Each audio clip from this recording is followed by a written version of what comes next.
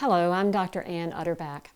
I want to talk to you today about a problem that bothers broadcasters, podcasters, voiceover artists, doesn't matter. It's those pesky little intakes of air when we stop to breathe in the middle of a sentence or at the end of a sentence. Now, it may sound like, or it may sound like, has different sounds, but they sneak in to your recording. Now, with digital editing, one thing people do is they edit out their breath pauses. And I want to caution you against that, because when you edit those breath pauses out, you jam sentences or words against each other in such a way that you can come out with something that sounds like a 10-second ad spot. And you also destroy the natural pacing and the natural rhythm of our voice. So the better choice is to figure out how to eliminate those sounds. So what do you do? Well, first, a little information about how we breathe may help. Basically, we have a tube that starts at our lungs, that comes up our chest, and that's called the trachea, and it gets to the point where we produce sound right here with the vocal folds. Then that tube is called the pharynx as it comes up and out of our mouth.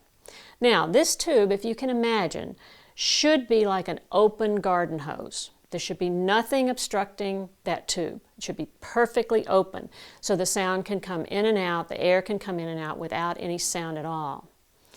Now, if something gets in the way of that air, you will have a sound. I'll illustrate that with this index card. If I just blow out some air, you can't hear it at all. I can't hear it. But if I take something like this index card and I interrupt the airflow, I'll be able to hear it. You may not on this recording, but if you try this yourself, you'll hear it. So if I blow, I begin to get a sound wave.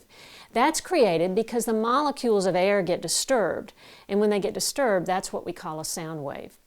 So the solution for our breathing in those pesky little intakes of air is not to let anything protrude out into that garden hose, into the pharynx and the trachea. Basically, there are about three things that we have problems with. We have problems with our lips getting in the way, our teeth getting in the way, and our vocal folds getting in the way.